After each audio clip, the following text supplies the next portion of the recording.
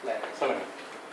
இந்த கம்பராமாயணத்தை பற்றின ஒரு கிளைக்கதை ஞானசம்பந்தன் அவர்கள் ஈரோடு புத்தகத்திலோட சொன்னது ரொம்ப நல்ல, எனக்கு மனசுக்கு பிடிச்சி வச்சுருக்குது. அதில் என்னென்னா ஒரு ஆள் வந்து மாட்டு பண்ண வச்சுருக்கான். அவங்க ஊரில் வந்து கம்பராமாயண சொற்பொழிவு நடக்குது. ஸோ அதாவது ஒரு 9 நாள் மாதிரி அவங்க நடத்துகிறாங்க. அவன் டெய்லி போய் கேட்குறான். ஸோ அவங்க வந்து நைட்டு வந்து கேட்கும்போது இன்றைக்கி என்ன சொன்னாங்க அப்படின்னா தெரியல அப்படின்னா. ஸோ இதுக்காக ஏன் நீ போய் டைம் வேஸ்ட் பண்ணியிருக்கேன். ஸோ ஒரு நைட்டு பூரா உட்காந்து நீ அங்கே கேட்குற, ஆனால் மறுநாள் காலையில் உனக்கு என்ன மெசேஜ் கன்வே இருக்குன்னு உன்னால் சொல்ல தெரியுங்க. ஒவ்வொரு முறையும் அந்த மாதிரி திட்டினா கூட அவன் 9 நாளும் போகிறான். ஸோ பொறுமை இழந்து கடைசியாக ஒரு நாள் மனைவி என்ன பண்ணுறாங்க, இங்கே வா அந்த கூடை எடு, இந்த சாணம் அள்ளுற கூடை, அதில் அந்த தொட்டியிலேருந்து தண்ணி எடுத்துகிட்டு இங்கே நெரிச்சு அப்படின்னா அவன் போகிறான். அப்படியே தொட்டியிலேருந்து முதல்ல ட்ரை பண்ணுறான், வரான், தண்ணியே வர்றதில்லை. இங்கே வர்றதுக்குள்ளே எல்லாம் கொட்டிடுது.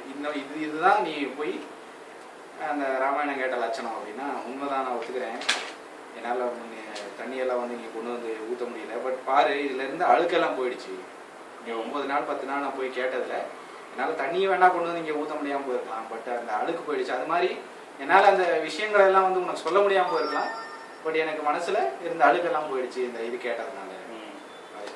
கிட்டத்தட்ட இதே மாதிரி ஒரு கதை வந்து தெலுங்குல வந்து மொல்லா ராமாயணம், மொல்லவான்னு தெரியல, அது வந்து அதை பற்றி சொல்லுவாங்க. அது ஒரு லேடி, அவங்க வந்து ஒரு ஐ திங்க் ஒரு மலை ஜாதி அந்த மாதிரி ஒரு குரூப்புன்னு நினைக்கிறேன்.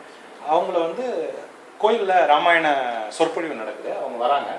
அப்போ வந்து எல்லாரும் என்ன சொல்லிடுறாங்க, உனக்கெல்லாம் என்ன புரிய போகுது, நீ வந்து போ துரத்தி விட்டுறாங்க. பட் இவன் வந்து ஒளிஞ்சு நின்று கேட்குறான். ஃபுல்லாக கேட்டுட்டு வந்து என்ன சொல்கிறான்னா, ஃபுல்லாக கேட்டுட்டு அவன் என்ன சொல்கிறான்னா, நீங்கள் சொல்கிறதெல்லாம் சரிதான், ராமாயண கதை வந்து உண்மையிலேயே பெரிய விஷயம்தான், ஆனால் நீங்கள் வந்து அதை சொல்கிற விதத்தில் என்ன பண்ணிடுறீங்க, அது ஒரு பண்டித கதை மாதிரி மாற்றிடுவீங்க. அதனால தான் எங்களை மாதிரி ஜென்ரல் பப்ளிக் வந்து அது புரிய மாட்டேங்குது. நான் வந்து என்ன பண்ண போகிறேன்னா, இன்னைக்கு ராத்திரிக்குள்ளே மொத்த ராமாயணத்தையும் பொதுமக்களுக்கு புரிகிற மாதிரி அவங்களோட மொழியில் நான் எழுத போகிறேன் அப்படின்னு சொல்லிட்டு அவள் போய் உட்காந்து ஒரே சிட்டிங்கில் அந்த முல்ல ராமாயணத்தை முழுக்க எழுதி முடிச்சதா இது. இன்னைக்கு முல்ல ராமாயண புக்கு இருக்குது பிரிண்ட்டில். நான் அந்த புக்கை வந்து வாங்கி பார்த்தேன், எப்படி இருக்குன்னு பார்த்துருக்கேன். ஒரு 160-150 பக்கம் தான் அந்த புத்தகம். தெலுங்கு தெரிஞ்ச யாரையாவது டிரான்ஸ்லேட் பண்ண சொல்லணும் தமிழ்லன்னு நினச்சிட்டு இருக்கேன். ஏன்னா அதுக்குள்ளே அந்த 150 பாடல்களுக்குள்ளே ராமாயணத்தோட கதையை முழுக்க தெலுங்கு மக்கள் யார் படித்தாலும் புரிகிற மாதிரி ஒரு லாங்குவேஜில் அவங்க எழுதியிருக்காங்க. ஸோ கிட்டத்தட்ட இதே மாதிரி ஒரு ஸ்டோரி அது.